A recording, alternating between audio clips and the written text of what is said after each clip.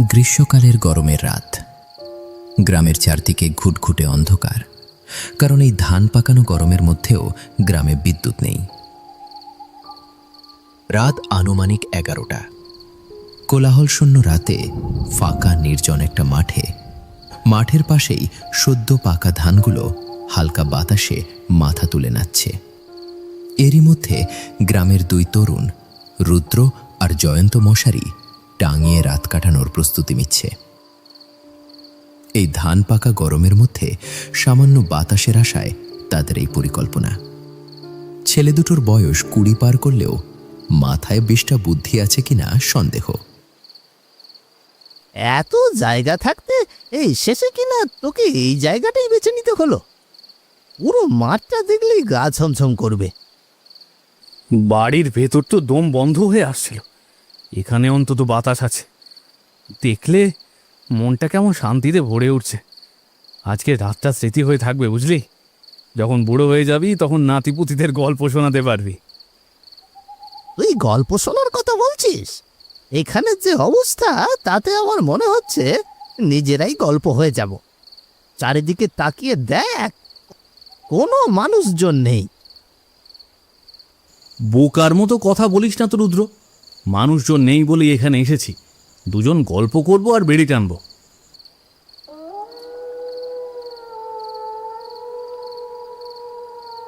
দুজনের কথার মধ্যেই হঠাৎ হাড় হিম করা কণ্ঠে শিয়াল ডেকে উঠল। শুনলি? ওটা শিয়ালেরই ডাক তো, নাকি অন্য কিছু রে বাবা? কেমন যেন লাগলো ডাকটা। তুই ছোটবেলা থেকেই ভয় পাস। ভয় পাওয়ার কারণ আছে। ছোটবেলায় এই মাঠ নিয়ে কত কথা শুনেছি। আবার শুরু করলি? লোকজন বলে রাতে নাকি এখানে কারো কান্নার শব্দ শোনা যায়। তাছাড়া ওই বট গাছে একটা লোক নাকি আত্মহত্যা করেছিল। আচ্ছা, কে বলেছে এসব কথা? রঘু কাকা। রঘু কাকা? উনি তো সব কিছুতেই ভূত দেখেন। আচমকা এমন শব্দ শুনে দুজনে একসাথে তাকালো ঝোপটির দিকে। জয়ন্ত টর্চ জ্বালিয়ে আশেপাশে আলো ফেলল। আলো গিয়ে পড়ল শুকনো ঘাসের উপর। কোথাও কিছু নেই। কিছুই তো নেই। বিড়াল টিড়াল হবে হয়তো। বিড়াল এত জোরে শব্দ করতে পারবে? দুজনেই কিছুক্ষণের জন্য চুপচাপ। দূরের তালগাছগুলোর দিক থেকে বাতাসের সঙ্গে ভেসে আসছিল কেমন শোঁ শোঁ আওয়াজ। মাঠের ওপরে মেঘে ঢাকা আকাশ। খানিক বাদে বাদে বিদ্যুৎ চমকাচ্ছিল, কিন্তু তাতে শুধু আলো আর মৃদু শব্দ। জয়ন্ত, আমার কেমন যেন ভালো ঠেকছে না। মনে হয় বাড়ি চলে যাওয়াটাই উচিত। খুঁটিগুলো তো সব রেডি, শুধু মশারিটা টাঙালেই কাজ শেষ। এখন যাবি? দেখ না চারপাশটা, কেমন যেন গা ছমছম করা পরিবেশ। মনে হচ্ছে কিছু একটা ঘটবে। কথার মাঝখানে বিদ্যুৎ চমকালো। বিদ্যুতের এক ঝলক আলোতে মাঠের মাঝখানে চোখে পড়ল এক কালো ছায়া। কিন্তু আলো মিলিয়ে যেতেই সবকিছু স্বাভাবিক। পুরো মাঠ ফাঁকা। দুজনের পা যেন মাটিতে জমে গেল। রুদ্র কাঁপা গলায় বলল, ওইটা কে? কোথায় গিয়ে? কোনো গাছের ছায়া টায়া হবে হয়তো। মিথ্যা বলিস না, মানুষ ছিল। হঠাৎ ঠান্ডা বাতাসের সঙ্গে কারো ফিস ফিস শব্দ ভেসে এলো।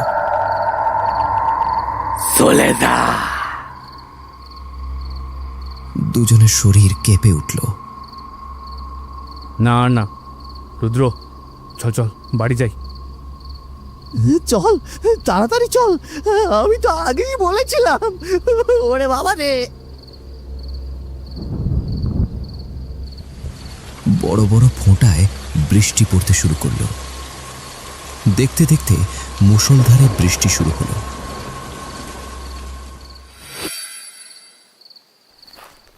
বিদ্যুৎ চমকালেই গ্রামের ফাঁকা রাস্তা কয়েক সেকেন্ডের জন্য সাদা হয়ে উঠছে। সেই আলো অন্ধকারে পথ ধরে কাঁধে একখানা পাটের ব্যাগ ঝুলিয়ে দ্রুত পায়ে হেঁটে চলেছেন পরেশ মাস্টার। তিনি এই গ্রামের প্রাইমারি স্কুলের শিক্ষক। আজ বুঝে আর শুকনো শরীরে বাড়ি ফেরা হবে না। আশেপাশে কোনো গাড়িও চোখে পড়ছে না। কথা শেষ করতেই হঠাৎ মুষলধারে ঝড় বৃষ্টি শুরু হলো। নিজের শুকনো শরীরটাকে অক্ষত রাখতে পরেশ মাস্টার দৌড় দিলেন সামনের দিকে। গন্তব্য রঘু কাকার চায়ের দোকান। এখান থেকে খানিকটা দূরের পথ। আরে মাস্টার মশাই, একেবারে ভিজে গেছেন দেখি। কি কর্ম বলো, পথে যে বৃষ্টিতে পড়লাম। বসেন বসেন, হ্যাঁ চা দিই। দাও দাও, এক কাপ গরম চা দাও দেখি।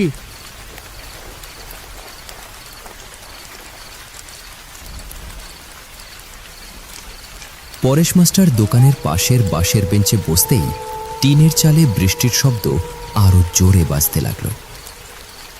দোকানদার রঘু গরম চা এগিয়ে দিলেন মাস্টারের দিকে। তাই এত রাতে কোত্থেকে ফিরতেছেন? মাস্টার মশাই চায়ের কাপে এক চুমুক দিলেন। তারপর রঘু কাকার প্রশ্নের উত্তর করলেন। আসলে শহরে গেছিলাম কাকা। তা কাজ ছিল নাকি? হ্যাঁ, ছেলেটাকে কলেজে ভর্তি করতে। সব কাগজপত্রের কাজ শেষ করতে করতে দেরি হইয়া গেল। আর জানোই তো পথঘাটের অবস্থা, শহরে যানজট, আবার গ্রামে আসবে তো একটু দেরি করলে গাড়ি পাবে না। এই করতে করতেই রাত হয়ে গেল। বেশ বলেছেন, তবে আপনার ছেলেটা কিন্তু বেশ ভালো পড়াশোনা করে। ছেলের প্রশংসা শুনে মাস্টারের মুখে হালকা হাসি ফুটল। গরিব মানুষের থেকে বেশি আর কি চাই? ছেলে মানুষের মতো মানুষ হলেই শান্তি। বাইরে বজ্রপাতের শব্দে দোকানটা কেঁপে উঠল। দোকানদার নিচু গলায় বলল, আজকের রাতটা কেমন জানি লাগছে মাস্টার। পরেশ মাস্টার চুপচাপ বৃষ্টির দিকে তাকিয়ে রইলেন। তারপর কিছু একটা ভেবে দীর্ঘশ্বাস ফেলে বললেন, ঠিক বলেছেন কাকা। রাস্তাঘাটও কেমন জানি একদম ফাঁকা। মাস্টার মশাইয়ের হাতের কাপটি খালি হতেই বাইরের বৃষ্টিও খানিকটা কমে এলো। মাস্টার মশাই বাড়ি যাওয়ার প্রস্তুতি নিলেন। আচ্ছা রঘু কাকা, এখন যাই। বৃষ্টিও দেখছি খানিকটা কমে এসেছে। আর দেরি করলে বাড়ির লোক চিন্তা করবে। আচ্ছা, সাবধানে যাবেন মাস্টার মশাই। পরেশ মাস্টার ব্যাগ কাঁধে দোকান থেকে বেরিয়ে পড়লেন। টিপটিপ বৃষ্টির মধ্যে আবার অন্ধকার গ্রামের রাস্তা ধরে বাড়ির পথে হাঁটতে লাগলেন। চারদিকে বৃষ্টির টিপটিপ শব্দ আর দূর থেকে ভেসে আসা শিয়ালের ডাক শোনা যাচ্ছিল।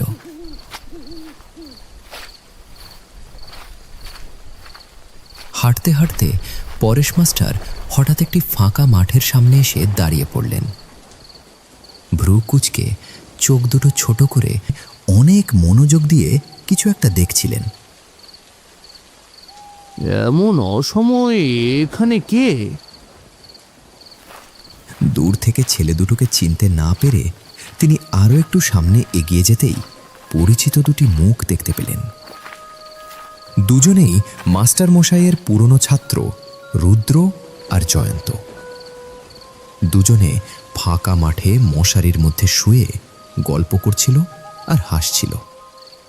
মাস্টার তাদের দেখে অবাক হয়ে বললেন, কি ব্যাপার, এত রাতে এমন বৃষ্টির মধ্যে তোমরা কি করছো?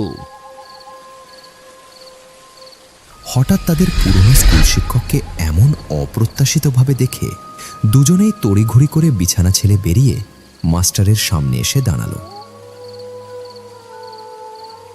স্যার স্যার স্যার আপনি? হ্যাঁ, আমরা আসলে তোমরা বৃষ্টির মধ্যে এখানে মশারি টাঙিয়ে শুয়ে আছো কেন? পাগল হয়েছো নাকি? বাড়িতে বিদ্যুৎ নেই, গরম লাগছিল, তাই এই ফাঁকা মাঠে একটু বাতাসে গা জিরোতে এসছি।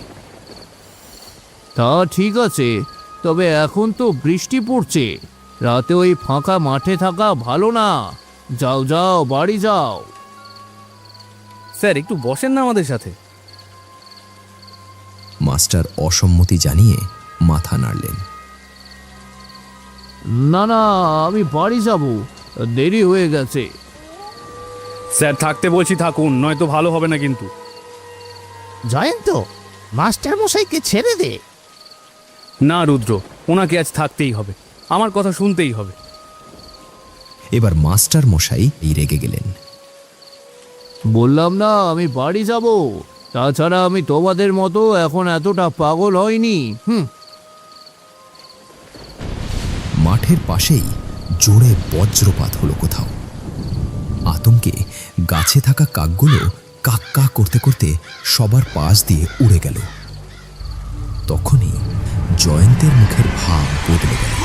সে হঠাৎ গম্ভীর হয়ে বলল, স্যার যেখানে সেখানে আপনার জোর চলবে না, আজ আমার কথা চলবে। জয়ন্ত, এসব কি বলছিস? ছোটবেলায় উনি আমাকে স্কুলে অনেক মেরেছেন। মাস্টার একটু থমকে গেলেন। জয়ন্ত, সেই কথা তো অনেক আগে, তুমি ছোটবেলায় অনেক দুষ্টু ছিলে। আগের কথা না স্যার, আপনার সেই মারের কথা আমি এখনো ভুলিনি। তার কণ্ঠ ভারী হয়ে এলো। একদিন আমি দেরি করে স্কুলে গেছিলাম, আপনি সবার সামনে আমাকে দাঁড় করিয়ে মেরেছিলেন। আমি অনেক কেঁদেছি, কিন্তু কিন্তু আপনি আমাকে মেরেই গেছেন। বাতাস হঠাৎ থেমে গেল। জয়ন্তের চোখ লালচে হয়ে উঠল, তার শরীর কাঁপতে লাগল। রুদ্র চিৎকার করে বলল, জয়ন্ত, তুই থাম। জয়ন্তের শরীর ধীরে ধীরে বদলাতে লাগলো। তার ছায়া যেন লম্বা হতে লাগলো, চোখ দুটো লাল, আর মুখটা অদ্ভুতভাবে পোড়া, যেন কোনো জ্বলন্ত আগুন তাকে ঝলসে দিয়েছে। পরাণ মাস্টার ভয়ে আঁতকে উঠলেন। জয়ন্ত, কে তুমি? আমাকে আমাকে ছেড়ে দাও। আজ আমি তোকে ছাড়বো না, আজ আমি সেদিনের প্রতিশোধ নেব। জয়ন্তের ভূত ধীরে ধীরে পরাণ মাস্টারের দিকে এগিয়ে আসতে লাগলো। তখনই হঠাৎ সামনে এসে দাঁড়ালো রুদ্র। কিন্তু এ যেন রুদ্র নয়, সেও রূপ নিয়েছে এক ভয়ঙ্কর পিশাচের। না জয়ন্ত, তুই কিচ্ছু করবি না স্যারকে। সে যাই করুক ভুলে যা। উনি যাই করে থাকুক না কেন, উনি আমাদের গুরু। তুই আমার পথে বাধা দিবি না, সরে দাঁড়া, সরে দাঁড়া বলছি। আপনি চলে যান স্যার, পালান পালান এখান থেকে। পরেশ মাস্টারের এতক্ষণে আর বুঝতে বাকি নেই এরা আর তার ছাত্র নেই। মাঠের চারপাশে বাতাস ঘুরতে লাগলো, যেন পুরো জায়গাটা শ্বাস নিচ্ছে থেমে থেমে। পরেশ মাস্টার ভয়ে ধীরে ধীরে পিছু হটতে লাগলেন। ঠিক সেই সময় রাস্তার দিক থেকে হারিকেন হাতে দ্রুত পায়ে হেঁটে আসছিল চায়ের দোকানদার রঘু কাকা। সে দূর থেকে দেখল মাঠের মধ্যে দুটি অস্বাভাবিক বিকৃত প্রেতাত্মা পরেশ মাস্টারকে আক্রমণের চেষ্টা করছে। কিন্তু অদ্ভুতভাবে রঘু কাকার চোখে কোনো ভয় নেই। সে অদম্য সাহস নিয়ে জয়ন্ত আর রুদ্রের সামনে এসে দাঁড়ালো। এই জায়গা তোদের জায়গা না, পালা পালা বলছি, পালা, নইলে কিন্তু খুব খারাপ হয়ে যাবে, এই বলে দিলুম। এরপর খুব নিচু স্বরে কয়েকটি অচেনা শব্দ উচ্চারণ করল। কণ্ঠ ভারী হয়ে গেল, বাতাস থেমে গেল, যেন এক মুহূর্তের জন্য পুরো পৃথিবী থমকে গেছে। জয়ন্ত চিৎকার করে উঠল, কে তুই? ছেড়ে দে, ছেড়ে দে বলছি। ফিরে যা, ফিরে যা বলছি। যেইখান থেকে এসেছিস সেইখানেই ফিরে যা। হারিকেনের আগুন অদ্ভুতভাবে তাদের শরীরে ধরে গেল। দুজনের শরীর মুহূর্তের মধ্যেই ধোঁয়ার মতো উড়ে গেল। মাঠ আবার নিস্তব্ধ। পরেশ মাস্টার হাঁপাতে হাঁপাতে বললেন, এটা এটা কি ছিল? এইখানে আর দাঁড়াবেন না মাস্টার মশাই, তাড়াতাড়ি সামনে চলেন।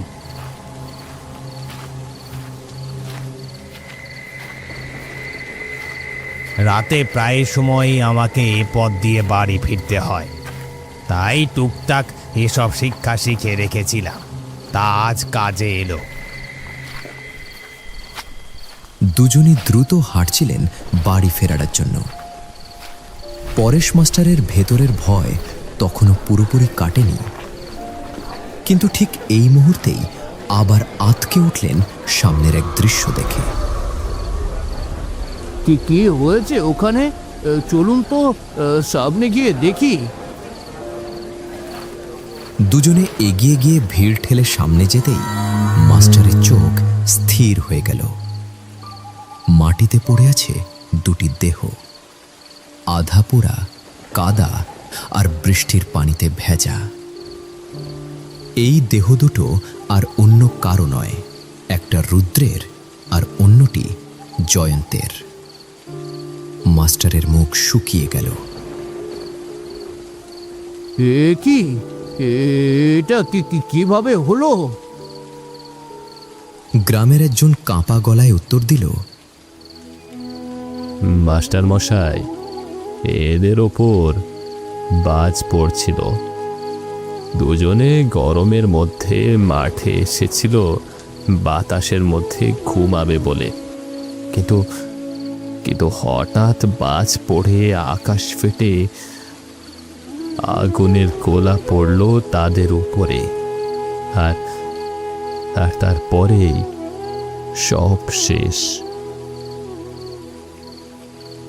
পরেশ মাস্টার নিথর হয়ে দাঁড়িয়ে রইলেন। পরেশ মাস্টার খুঁজে পেয়েছেন তার সঙ্গে ঘটে যাওয়া ঘটনার কুল কিনারা। পেছনে চায়ের দোকানদারের হারিকেনের আলো ধীরে ধীরে কাঁপছিল। বৃষ্টি তখনও থামেনি, কিন্তু পুরো পরিবেশটা যেন হয়ে উঠেছে আরো ভারী, আরো নিঃশব্দ।